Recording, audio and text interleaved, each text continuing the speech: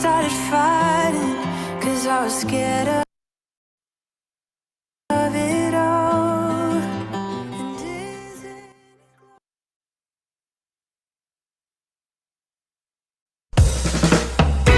Raisa, Radio Indonesia Sehat. Healthy Radio.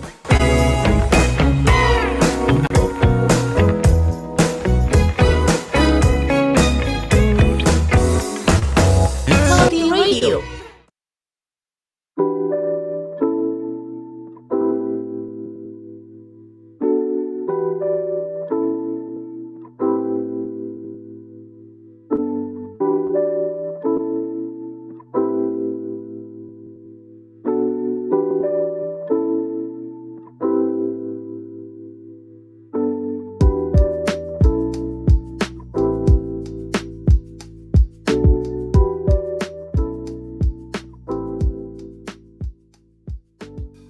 Assalamualaikum warahmatullahi wabarakatuh. Dipancarkan dari studio lantai 2, Gedung Ilmu Kesehatan Masyarakat di Departemen Kebijakan dan Manajemen Kesehatan, Fakultas Kedokteran Kesehatan Masyarakat dan Keperawatan Universitas Gadjah Mada. Raisa, Radio Indonesia Sehat Healthy Radio.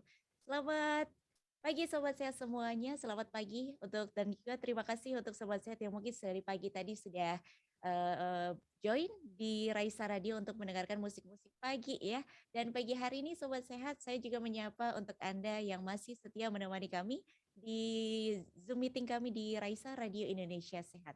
Gimana kabarnya hari ini Sobat Sehat? Tentunya nampaknya kalau kita mengawali bulan Juni ini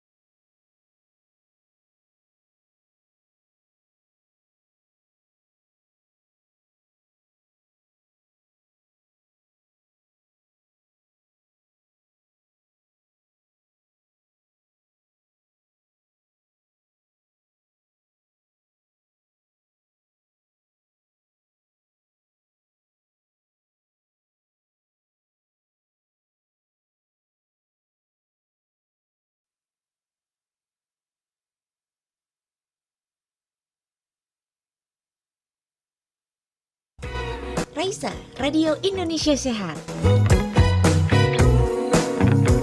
Healthy Radio.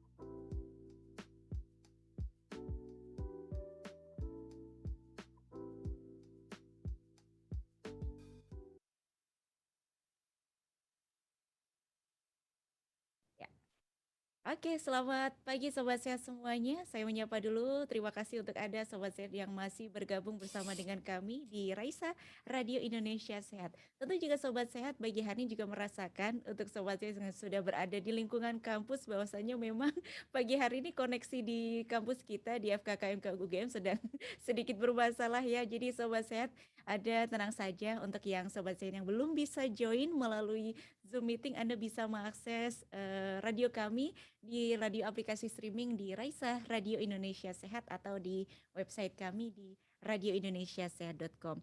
Terima kasih banyak dan semoga Anda tetap bisa mendengarkan suara kami dan juga menyimak acara kami pagi hari ini Sobat Sehat, karena pagi hari ini kami akan menemani Anda untuk kita bersama mengawali bulan Juni ya, tanggal 2 Juni 2022, bincang-bincang santai hadir kembali untuk Anda. Dan pagi hari ini Sobat Sehat temanya menarik. Pagi hari ini bincang-bincang santai akan bicara soal pengobatan herbal.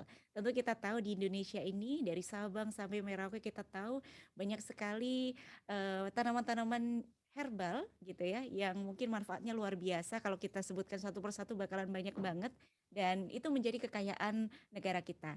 Namun dalam mengonsumsi obat-obat herbal atau mungkin tanaman-tanaman herbal tersebut tentu perlu dan ada aturan-aturan yang perlu kita perhatikan. Nah, kira-kira apa saja?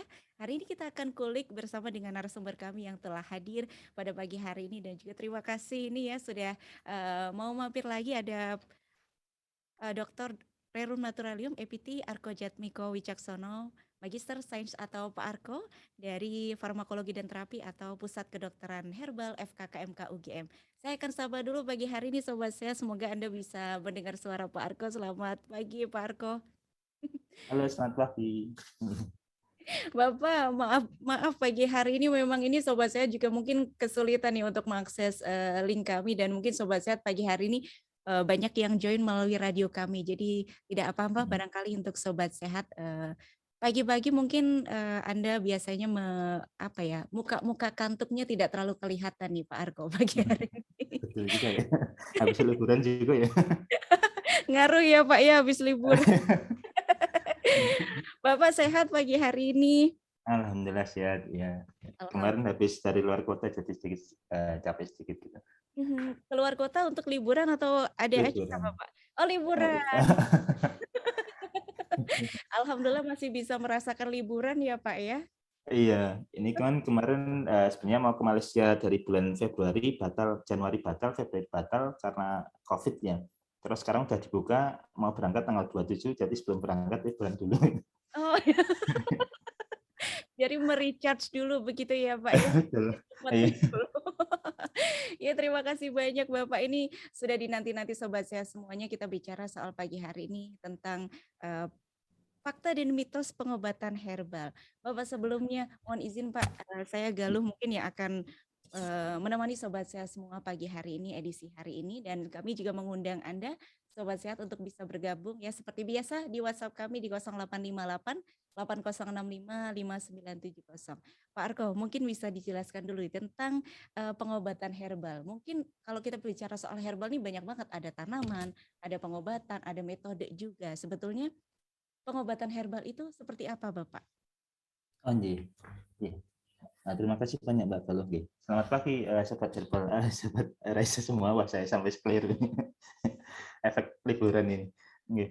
Baik, terima kasih banyak ya.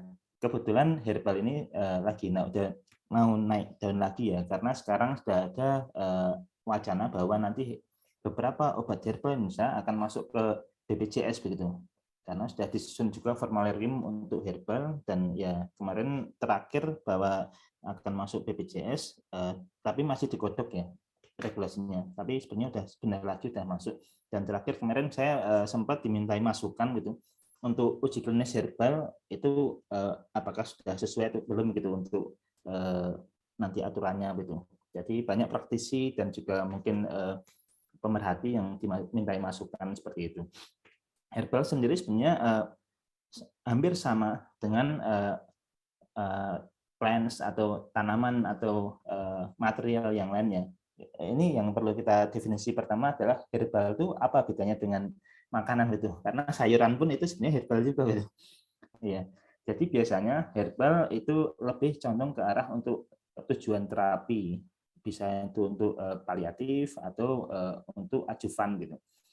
Kalau makanan sendiri biasanya kita konsumsikan cuma sedikit-sedikit gitu ya. Kalau herbal biasanya dalam bentuk ekstrak gitu. Jadi kita ekstrak ambil senyawa zat aktifnya begitu, kemudian kita konsumsi dalam bentuk udah namanya terenrichment itu. Artinya senyawa zat aktifnya itu banyak gitu. Nah, sebentar tadi pertanyaan sampai mana? Saya lupa. Iya, Ya, Pak. potensi. Definisi pengobatan herbal itu berarti itu tadi ya, Pak ya, terkait pada tidak hanya soal tanaman saja ya Pak ya. Betul, ya bisa juga dari material lain ya. Hewan pun juga bisa ya, spons dari laut pun itu bisa sebagai bagian dari pengobatan tanda kutipnya herbal gitu. Natural medicine kita sebutnya ya. Jadi pengobatan bahan alam gitu. Nah, terkait dengan herbal sendiri sebenarnya mitos di masyarakat bahwa herbal itu lebih aman daripada obat sintetik gitu.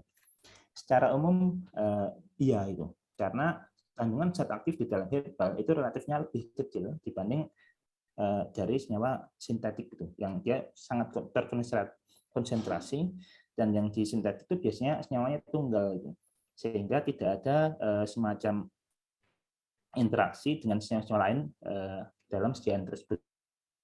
Saya kasih contoh misalnya pengalaman saya waktu S1 dulu, yaitu saya melakukan uji terhadap mencit begitu, in vivo tahun 2010, 2009-2010.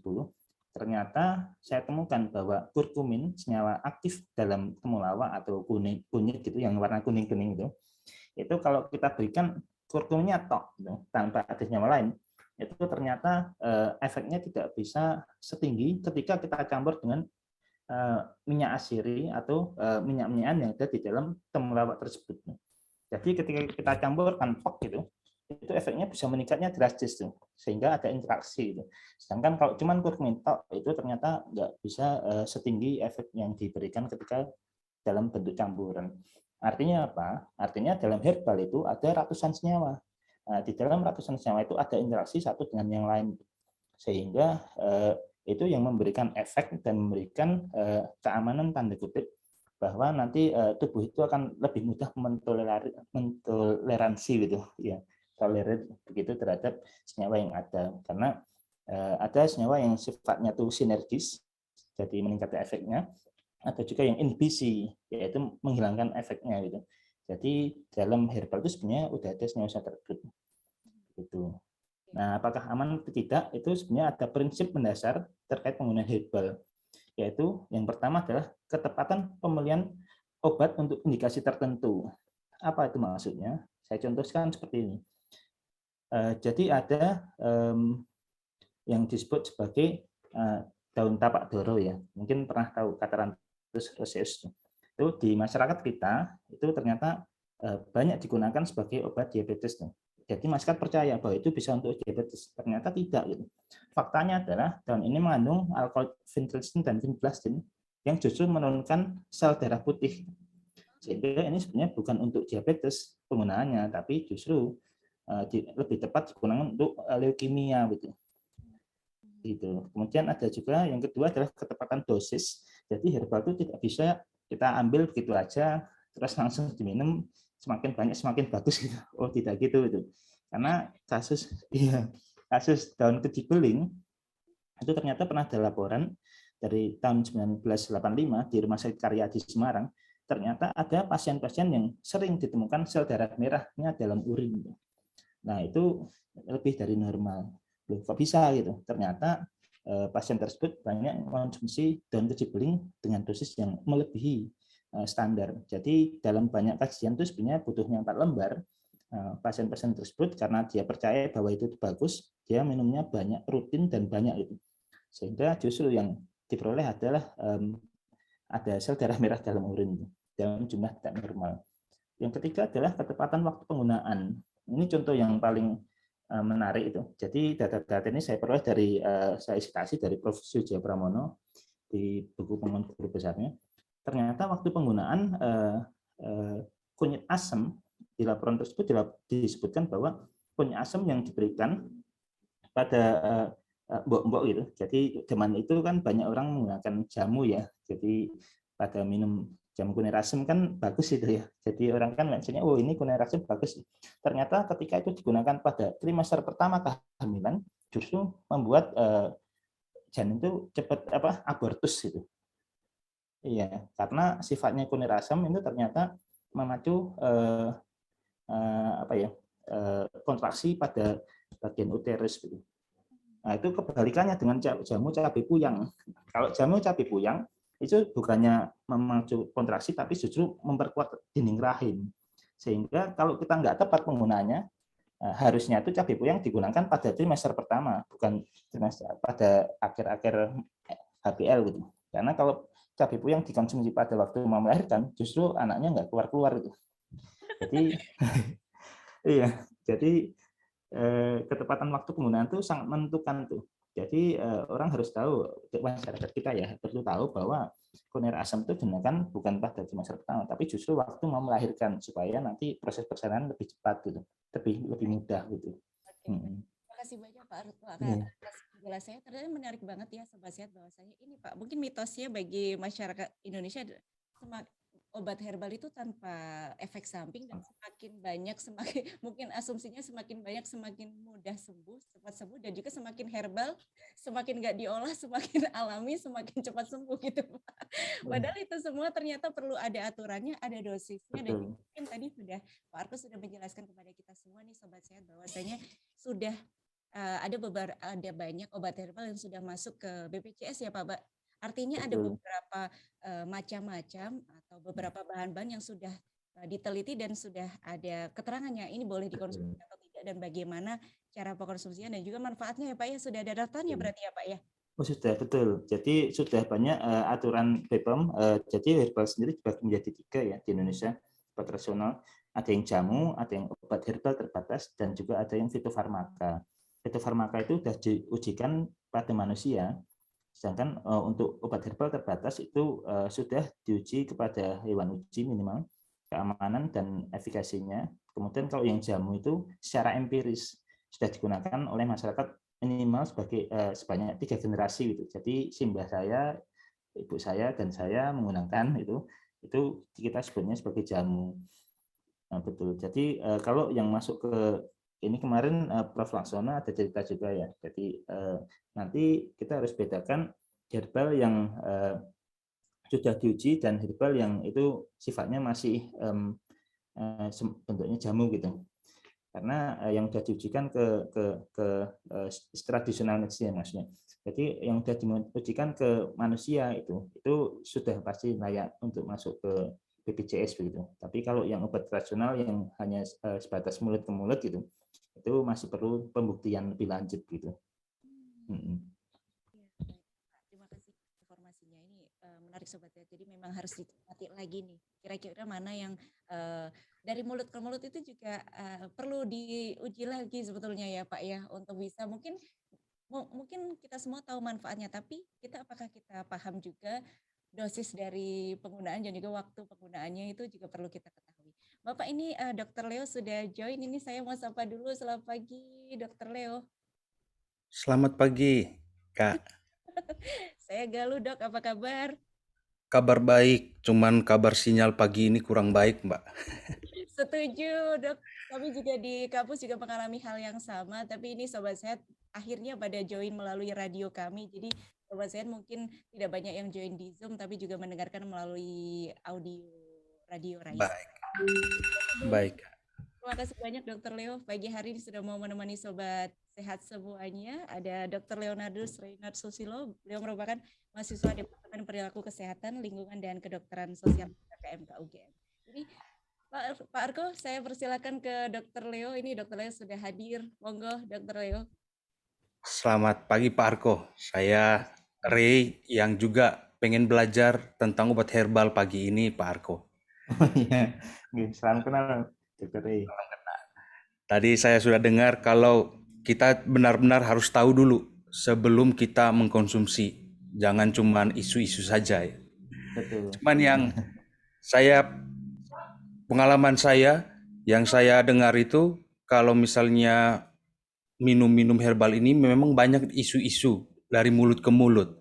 Cuman apa sih sebenarnya tanda-tanda kalau obat herbal ini berbahaya? Supaya kita langsung hindari, Pak Arko. Begitu. Oke. Oh Iya. ya. Oke, terima kasih Dr. Ray. Wah, ini namanya bagus ya. Jadi begitu tanda-tanda ada bahaya atau tidak sebenarnya mudah saja. Jadi yang pertama, bahkan sebelum kita konsumsi ya, kita sebenarnya bisa ngecek herbal itu sudah ada terregistrasi di BPOM atau belum gitu. Caranya mudah, Sobat Raisa bisa buka internet gitu, googling, cek klik BPOM gitu. Nanti akan muncul tampilan untuk mengecek produk herbal dengan nomor registrasi sekian atau namanya apa itu sudah ada di situ atau belum. Relatifnya kalau sudah masuk registrasi itu relatif lebih aman tuh, karena sudah ada semacam asesmen dari BPOM itu. Oke, kalau misalnya saya kalau boleh sebut merek ya, misalnya tol angin yang sudah banyak di pasaran ya, itu kita cek nanti akan muncul di situ. Oh, itu ada merek apa, terus nomor registrasinya nomor berapa, terbitnya tanggal berapa, yang mendaftarkan industrinya mana gitu. Kalau sudah ada di situ, ya itu oke gitu, udah di asesmen oleh BPOM. Yang kedua, kalau misalnya herbal itu belum ada registrasinya, artinya itu adalah dari mulut ke mulut tadi ya. Jadi misalnya nih, ini ada misalnya bawang putih gitu, untuk hipertensi misalnya, itu kan banyak tuh di masyarakat, atau kolesterol itu kan biasanya pakai bawang putih ya. Itu kalau kita bisa cek juga dari misalnya dari jurnal-jurnal publikasi yang sudah ada gitu, ada nggak hasil risetnya gitu. Oh ternyata bawang putih banyak sekali riset untuk hipertensi dan itu ternyata benar. Bahkan itu clinical trial untuk RCT-nya itu ada banyak gitu. Artinya itu memang bisa gitu. Tapi yang tidak pernah dipublikasi adalah efek sampingnya. Ternyata bau, kalau kita menggunakan bawang putih, dari hasil penelitian yang sudah ada, pernah juga dilakukan oleh Departemen Farmakologi dan Terapi FKIMK, itu ternyata ada bau-bau yang itu kurang disukai oleh para pengguna gitu. Jadi dan dari studi yang pernah saya dapat waktu saya dulu kuliah, ternyata bawang putih kalau penggunaannya secara rutin dan frekuen lama gitu dan panjang, itu nanti bukan cuma mulutnya yang bau, tapi justru keringatnya pun akan ikut berbau gitu. Nah, jadi hal-hal semacam ini yang perlu kita evaluasi secara berkala gitu. Baik bagi tenaga medis ataupun bagi konsumennya gitu. Sebenarnya ada juga yang ketiga, bahwa biasanya setiap kali ada produk atau yang mengandung efek samping itu kita bisa melaporkan ke BPOM gitu. Jadi ada semacam formulir gitu yang bisa diisi untuk dilaporkan ke BPOM sehingga nanti akan kita memiliki database gitu. Efek samping yang tadinya tidak diketahui terus sekarang diketahui sehingga bisa ada database-nya gitu. Kurang lebih seperti itu. Baik, berarti semua obat-obat herbal yang terdaftar itu juga pasti sudah ada indikasi, kontraindikasi, begitu cara meminum gitu ya, kayak kalau kita mencari di registrasi BPOM itu. Betul. Bahkan sekarang kita sudah hampir masuk ke OMA ya, obat modern asli Indonesia, di mana herbal-herbal Indonesia itu harus terstandarisasi. Jadi tidak hanya mengambil dari lahan kebun gitu, terus diambil diolah, nggak begitu, tapi harus ada standarnya itu. Standarnya bagaimana cara menanam, bagaimana cara memupuk, kapan dia harus dipanen, itu semua harus terstandar sehingga kadar zat aktif dalam sediaan yang ada itu akan pasti gitu. Nah, berapa sih markernya atau zat aktif di dalam herbal itu tersedia gitu. Kalau kadar zat aktif itu pasti, kadarnya sekian gitu, misalnya 5 mikrogram atau berapa ya dalam 1 gram sediaan misalnya, sehingga efek samping dan efek efikasinya itu bisa diprediksi gitu. Nah, kita udah masuk ke sana itu. Begitu. Betul Pak Arko, pokoknya kita pengennya efikasinya lebih tinggi daripada efek samping kan. Nah, pengalaman saya ini Pak Arko, biasanya pasien-pasien saya itu mengolah sendiri. Jadi tidak dari yang sudah terstandar atau sudah dibakukan begitu. Dan pengolahan mereka itu seperti ada buku resep tersendiri. Begitu, jadi ada bahannya, ada cara memasaknya. Nah, kalau yang seperti itu sebenarnya bagaimana secara bijak saya menghadapi eh, situasi seperti itu, Pak Arko? Oh iya, ya ini sangat aplikatif ya. Sangat sering kita temukan di lapangan gitu. Betul sekali. Jadi kalau misalnya masyarakat awam ya biasanya kan ngambil sendiri ya, kemudian diolah sendiri itu. Ini pernah ada kasus ini bahwa ada namanya apa kunir sorry saya lupa sebentar. Ada namanya lempu yang emprit, yaitu Singaper americans, kemudian lempu yang gajah, dan lempu yang wangi. Jadi ada 3 jenis spesies yang sama-sama lempu yang itu. Karena dia bentuknya hampir mirip-mirip itu, satu famili ya mungkin ya. Kemudian tapi ternyata yang satu, lempu yang emprit atau Singaper americans itu menambah nafsu makan.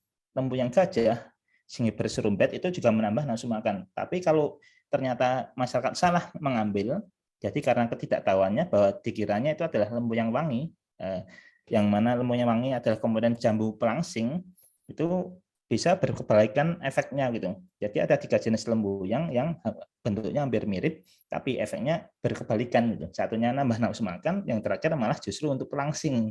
Nah, pengetahuan seperti ini itu yang perlu diketahui oleh masyarakat sebelum melakukan pengobatan secara mandiri menggunakan herbal. Tapi andai kata masyarakat kan motivasinya tinggi ya, sangat antusias gitu. Wah, pingin gitu karena dengar dari sini, dari situ.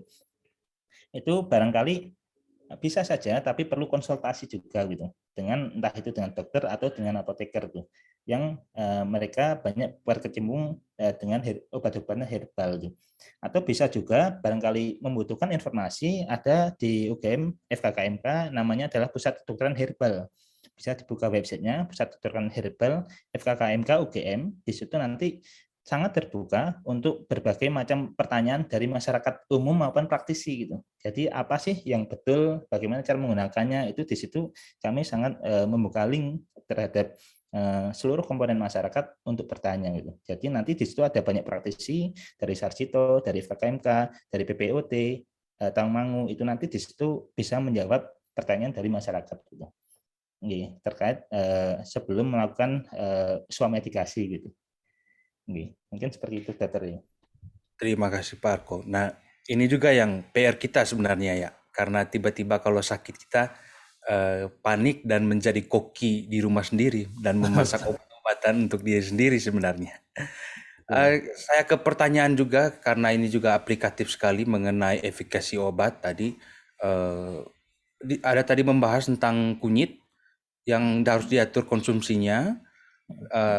Dari pertanyaan sahabat Radio Raisa ini mengatakan dia selalu menstruasi saat minum kunyit asam, membuat sendiri, merebus sendiri, dan menghilangkan nyeri menstruasi. Apakah aman, Pak? Nah, pertanyaannya yang begitu. Oh iya, betul sekali. Wah, itu pertanyaan yang baik ya. Jadi seperti yang tadi di awal saya sampaikan bahwa sebenarnya kunyit asam itu bahkan ada risetnya dan publikasinya sudah keluar tahun 2017 nih. Itu bahwa dia memiliki efikasi terhadap endometriosis. Jadi terhadap rahim atau dinding rahim dan sebagainya itu. Nah, kunyit asam itu sebenarnya memang itu secara empiris kita tahu bahwa itu digunakan di masyarakat kita itu untuk menstruasi gitu. Dan itu memang tepat itu penggunaannya untuk itu. Selain dia juga memacu kontraksi dinding rahim, pelepasan itu, kemudian dia juga memiliki efek analgesik, sehingga kunyit asam itu memang baik untuk wanita menstruasi, tapi jangan digunakan ketika trimester pertama kehamilan. Begitu, karena kalau itu diminumnya ketika trimester pertama kehamilan, itu justru akan terjadi abortus spontan itu resikonya. Tapi kalau misalnya selain trimester pertama, tapi digunakannya pada waktu menjelang HPL, itu juga malah baik karena nanti kan memacu memudahkan ketika bayi itu mau keluar gitu, karena dia punya sifat memacu kontraksi uterus. Jadi seperti itu. Sudah dengarkan sahabat, itu memang berguna, benar, penggunaannya aman, tapi sekali lagi tetap ingat keamanannya juga kita harus tetap jaga. Itu tadi pertanyaan dari Pradaya Ningrum untuk yang penasaran soal anti nyeri menyamankan menstruasi. Nah ini juga terlintas di benak saya, kalau misalnya obat herbal yang kita sudah dimodernisasi dan terstandarisasi, lalu tidak ada bedanya dong dengan obat kimia yang sering kita katakan kita mau hindari dan menggantinya ke herbal. Kira-kira kalau sudah terstandar, itu juga pasti masuk di lab juga kan Pak ya? Itu Betul. kira-kira bagaimana justifikasinya Pak ya? Oh iya, ini pertanyaan yang baik sekali Dr. Ri. Jadi begini, pada prinsipnya untuk obat kimia itu biasanya adalah single compound. Jadi hanya ada satu jenis senyawa dalam satu obat-obatan. Misalnya paracetamol itu isinya ya zat aktifnya cuma paracetamol, lainnya itu cuma pengisi itu. Kayak amilum dan sebagainya yang tidak memiliki efek farmakologis. Tapi zat aktifnya adalah paracetamol. Itu obat sintetik. Tapi kalau dalam herbal yang sama-sama misalnya untuk analgesik ya atau antipiretik gitu. Itu misalnya kayak tadi ada kunyit gitu yang dia juga sifatnya analgesik atau jahe gitu, itu juga memiliki sifat analgesik. Itu isinya bukan cuma satu senyawa aktif gitu, tapi banyak senyawa itu. Nah, ketika OMA ini dilakukan atau ketika standarisasi dilakukan, itu zat aktifnya itu akan dibakukan tuh. Berapa kadar zat aktif dalam sediaan tersebut tuh. Satu pil atau satu kapsul itu berapa sih zat aktifnya? Tapi di sisi lain selain zat aktif itu senyawa yang lain masih ada di situ gitu. Jadi tidak semata-mata senyawa tunggal itu aja gitu, tapi ada senyawa lain yang itu bisa memberikan efek baik itu sinergisme ataupun inhibisi itu terhadap efek samping yang mungkin terjadi gitu. Nah, kalau kalau yang kita udah standarisasi dan sudah dilakukan pengujian itu sebelum di launching oleh BPOM untuk registrasi biasanya harus ada data-data ilmiahnya. Data-data ilmiah itu termasuk adalah toksisitasnya, baik itu akut, subkronik atau kronik, tergantung penggunaannya gitu. Kalau itu penggunaan untuk penyakit kronis biasanya juga minimal harus subkronis 1 tahun gitu atau 9 bulan. Tapi kalau itu penggunaan hanya sebentar saja mungkin tidak perlu sampai ke subkronis atau kronisnya. Pengujian toksisitasnya gitu. Nah, kemudian selain toksisitas juga harus diuji efikasinya tuh, datanya real enggak gitu. Jadi klaim yang masuk itu harus berdasarkan data ilmiah tuh. Pengujian itu juga ada dua, yang satu dengan in vivo atau sudah sampai ke tahap klinis dengan manusia itu perubahan itu. Nah, kalau udah sampai ke manusia itu nanti baru bisa masuk sebagai fitofarmaka itu, sehingga keamanannya sudah terbukti, kemudian efikasinya sudah kelihatan, kemudian evaluasinya juga akan dilakukan secara berkala. Tapi isinya adalah tetap itu banyak senyawa aktifnya, bukan hanya senyawa aktif satu gitu, bukan single compound, tapi banyak juga beberapa senyawa yang lain terdapat di dalamnya gitu. Kurang lebih seperti itu. Baik Pak Arko. Jadi kita bisa bayangkan kalau itu tidak terstandar dan kita masak sendiri, itu bahan aktifnya bisa menjadi 1000 atau bisa tidak ada sama sekali. Makanya Betul, iya. Standar Pak Arko ya. Betul. Ini pengalaman saya waktu di Eropa. Jadi saya ngambil nih, melanjutkan ini ya. Jadi saya ngambil, saya sebut satu merek yang sangat terkenal untuk menstruasi ya. Misalnya seperti apa itu, yang pakai botol Kiranti ya. Saya bawa dari Indonesia, saya cek Kiranti, kemudian ada dari Sido Muncul, kemudian ada dari beberapa provider lain untuk obat menstruasi herbal ya Mas. Kemudian satu lagi saya ambil dari pasar Beringharjo itu. Saya cek zat aktifnya itu. Yang saya heran itu adalah yang pasar Beringharjo kandungan kurkuminnya jauh lebih tinggi dibanding yang lain tuh. Itu saya wow itu. Bisa ya itu.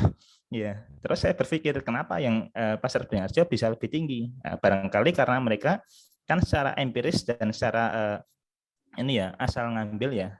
Mungkin kalau dia rasa dicicip, oh ini kurang mantep nih, tambah lagi itu, sehingga kandungan kurkuminnya itu jauh lebih tinggi dibanding yang produk herbal terstandar atau yang jamu yang lain gitu. Betul. Padahal ilmu pengetahuan kita tidak pengen variasi yang terlalu banyak Pak ya. Kita harus. Betul. Ini ada pertanyaan lanjutan dari Mbak Utami Dewi yang erat sekali, akrab sekali dengan jamu, Pak. Tapi dia pengen tahu website di mana yang harus dia kunjungi untuk mengetahui jamu-jamu yang aman untuk dikonsumsi, Pak. Oke. jamu yang aman untuk dikonsumsi ya. Itu sebenarnya saya juga kalau di Indonesia belum tahu gitu. Tapi kalau untuk mengevaluasi apakah suatu sediaan itu sudah oke atau belum, itu ada lembaga-lembaga yang mengasesmen seperti BPOM, kalau di Eropa adalah EMA, European Medical Agency. Kemudian juga kalau di Amerika ada namanya FDA ya. Jadi biasanya mereka secara berkala setiap 1 atau 2 tahun sekali melakukan membuat rilis gitu. Jadi kalau ada update terkait toksisitas atau efikasi itu dia akan mengupdate ke situ. Nah kalau di Indonesia barangkali BPOM juga melakukan hal yang sama gitu. Jadi mungkin bisa sering-sering kunjungi ke BPOM atau bisa juga lihat ke pusat kedokteran herbal FKKMK UGM tadi. Nanti secara berkala juga akan kami update gitu informasi terkait herbal. Nanti Bapak Ibu Sobat Raisa itu silahkan sering-sering berkunjung ke pusat kedokteran herbal UGM. Websitenya gampang dicari di Google, nanti masuk situ. Gitu. Baik Pak Arko, begitu Kak Utami Dewi, rajin-rajin kunjung BPOM dan bagi info juga ke Mbok jamunya. Siapa tahu bisa berbagi dan membuat jamu yang lebih baik, ya kan?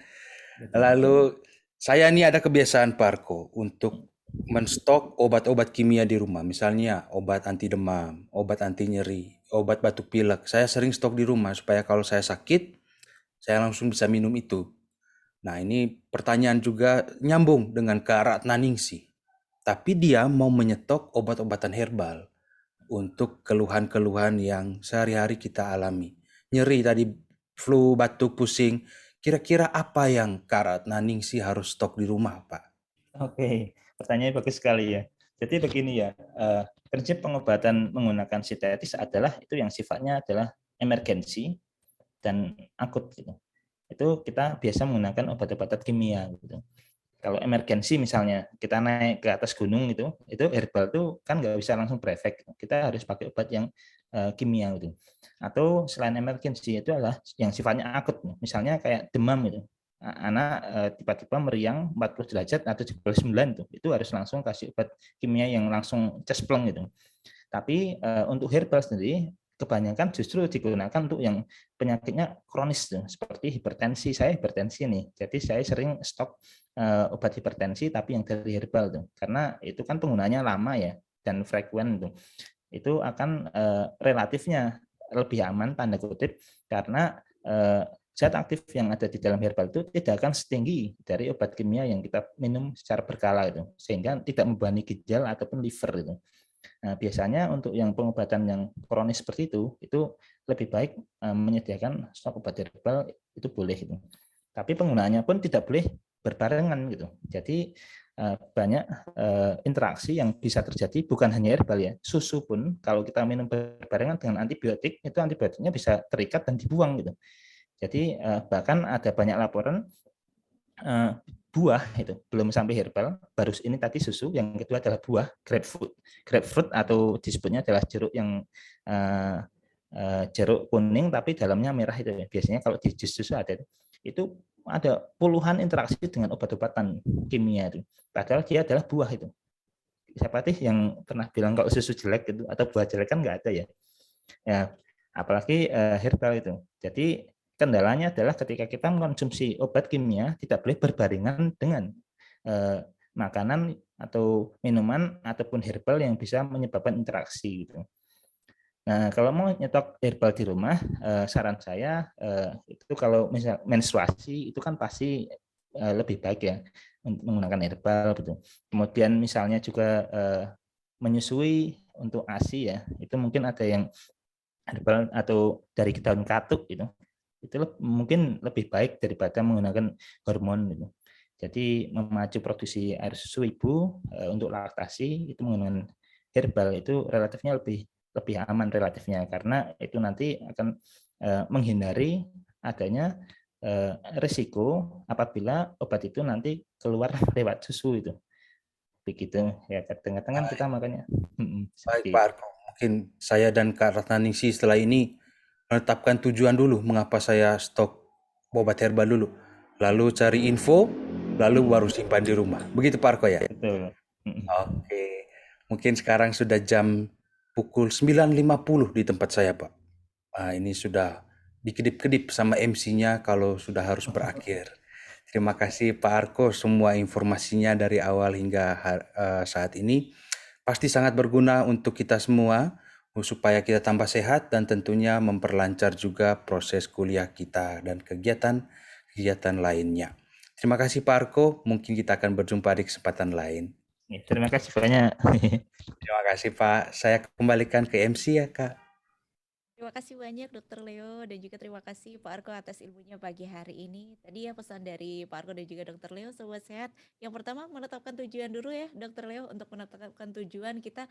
Alasan kita untuk stok obat herbal itu apa, lalu cari info, jangan lupa, dan baru deh stok, lalu pilih-pilih apa yang bisa kita konsumsi. Dan tadi informasi untuk Anda Sobat Sehat bahwasanya informasi terkait dengan manfaat dan juga bagaimana cara penggunaannya bisa berkunjung di websitenya BPOM atau di Pusat Kedokteran Herbal UGM ya Pak Arko.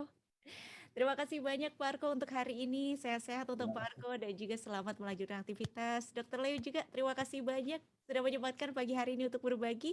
Semoga pagi hari ini Sobat Sehat informasi menarik pada pagi hari ini menambah wawasan untuk kita semua. Dan untuk Sobat Sehat yang mungkin telat-telat hadir nih untuk mendengarkan radio, tenang saja Anda bisa mendengarkan siaran ulang kami melalui Spotify kami di Raisa Radio Indonesia Sehat. Terima kasih banyak Sobat Sehat, selamat melanjutkan aktivitas. Saya Galuh beserta tim mohon pamit undur diri. Mohon maaf apabila ada kegangguan, kesalahan pada saat acara berlangsung. Terima kasih banyak. Wassalamualaikum warahmatullahi wabarakatuh.